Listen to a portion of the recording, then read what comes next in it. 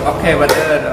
Jadi ini katanya orang ini anak kecil ini bisa meniru suara kambing, suara sapi, sama batu. Penasaran kan? Namanya siapa namanya? Putra. Oh, namanya Putra itu lebih dekat, lebih dekat, lebih dekat. Siapa namanya? Putra. Oh, Putra. Oke. Katanya bisa niru suara apa?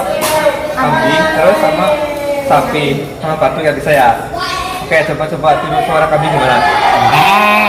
Coba satu kali lagi, lebih dekat. Suara sapi, suara sapi. Lagi. Oh, kalau patungnya gimana patung? Wah, keren banget ah.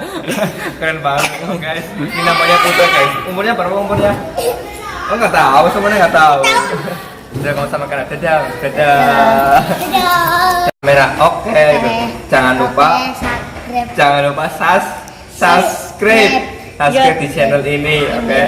Dadah. See you next video.